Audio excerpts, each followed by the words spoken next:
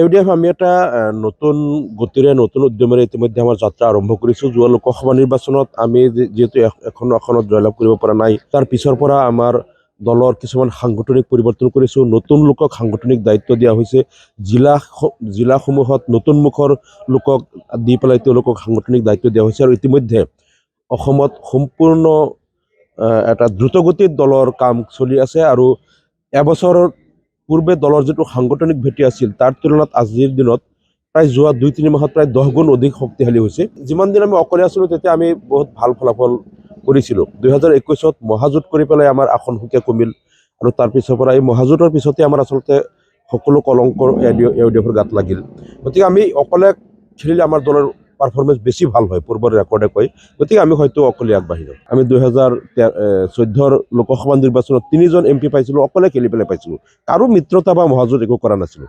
গতিকে আমি 18জনলৈকে বিধায়ক 2011ত পাইছিলোঁ, কাৰো লগত মিত্ৰতা কৰা নাই। গতিকে ইউডিএফে অকলে যেতিয়া আমি ইমানখিনি পাৰোঁ, গতিকে আমাৰো কাৰো দয়া ভিক্ষাৰ দৰকাৰ নাই আৰু কাৰো লগত মিত্ৰতাৰ প্ৰয়োজন নাই। আমি বাকীখিনি নিজে নিজে কৰি যাব পাৰিম। আমি ভিতৰৰ যিটো খবৰ গম পাইছোঁ, মুখ্যমন্ত্ৰী হিমন্ত বিশ্ব শৰ্মাই তেওঁক ইউজ কৰি আছে। তেওঁক বহুত টকা দিছে, সংখ্যালঘু এলেকাত তেওঁ গাড়ী চাৰি দি মানুহ আনি মানে তাত ডাঙৰ ডাঙৰ মিটিং কৰি দেখুৱাবলৈ, যাতে সংখ্যালঘু এলেকাত ভোটবিলাক ছত্ৰভংগ হ'ব পাৰে। আচলতে শেষত গৈতো একো নাপায়েই অখিল গগৈ, কিন্তু তেওঁলোকে মানে কি সংখ্যালঘু ভোটত এটা বিভাজন আৰু বিভ্ৰান্ত কৰাৰ কাৰণে এইটো মুখ্যমন্ত্ৰী হিমন্ত বিশ্ব শৰ্মাই তেওঁক ইউজ কৰি আছে।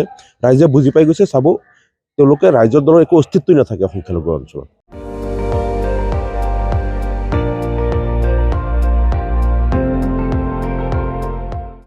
আপুনি চাই আছে ND24, সৰ্বশ্ৰেষ্ঠ নহয় সৰ্বোত্তমৰ দৌৰ।